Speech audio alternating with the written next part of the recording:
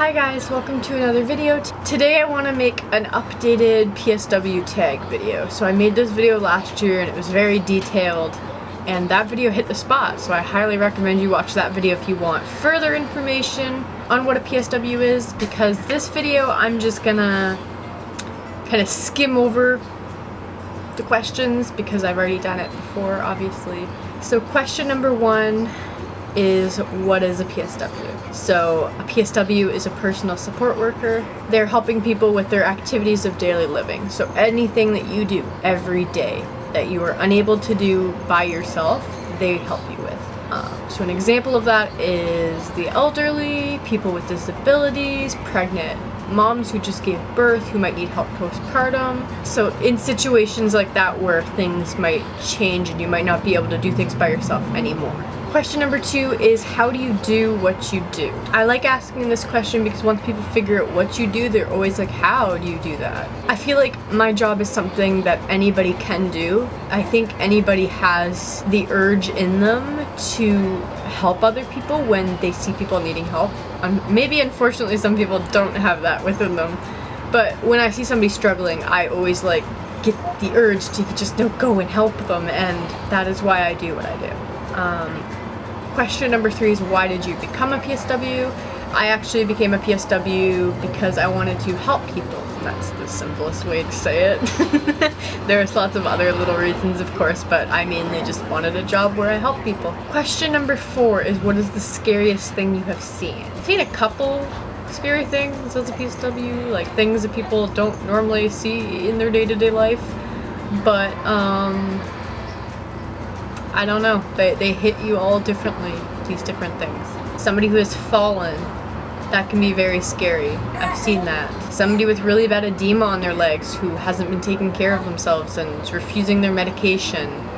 I've seen that. That's really bad. A diabetic who hoards sugary sweets in their room. That can be bad, and I've seen that. There's lots of little scary things you see, and I think that is what keeps the job exciting. It keeps you on your toes, that's for sure.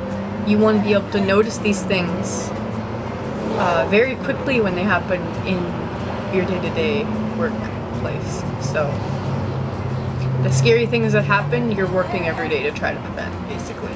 Question number five is your favorite part, and my favorite part, like I kind of already said, is helping people. I kind of like bringing a smile to people's faces.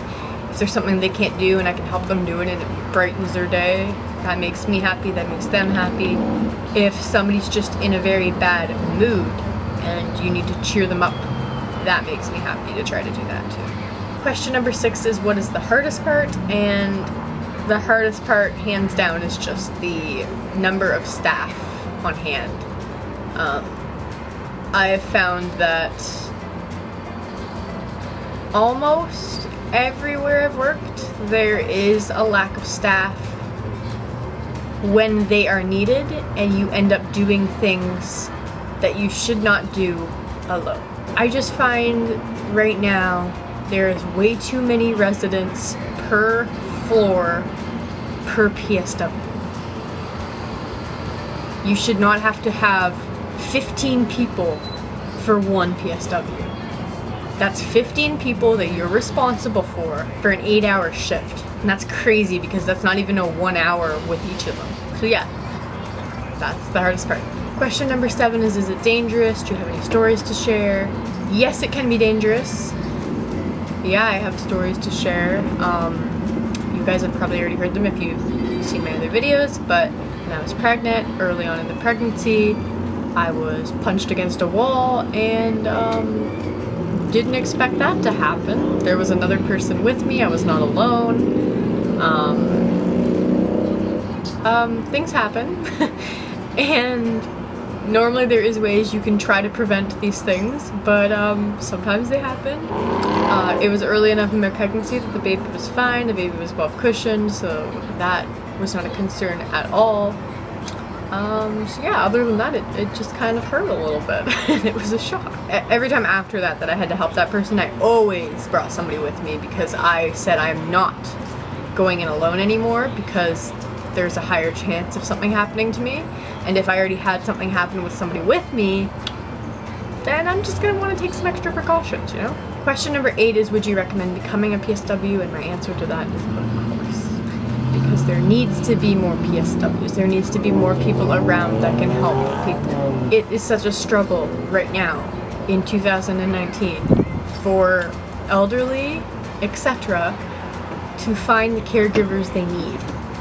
Whether it be home care, whether it be a spot in a nursing home, a spot in like retirement or long-term care, you know? We need more facilities, we need more PSWs. And I think it benefits everybody to learn how to take care of another person. So if you're ever in that situation where you need to do that, you know how to do that.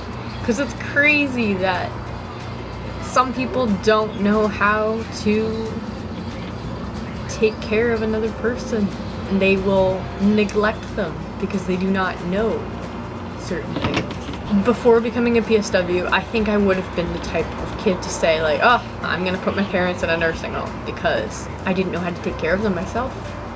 And now I know how to take care of them myself, and there's very few nursing homes I would be okay putting my parents in now that I've worked at enough. And now that I have the knowledge I need to take care of a person if they need it, I think that would be my first route. And then after that, I would be able to find them an appropriate place. Question number 9 is, have you ever been delegated? And no, I have not been. I tried really hard to at the last place I was at, but the nurses just kept shutting you down, you know. They did not want to train you what they knew, because then they wouldn't be able to do it. That's the whole thing with delegating, is if you get taught by a nurse, then they have less to do.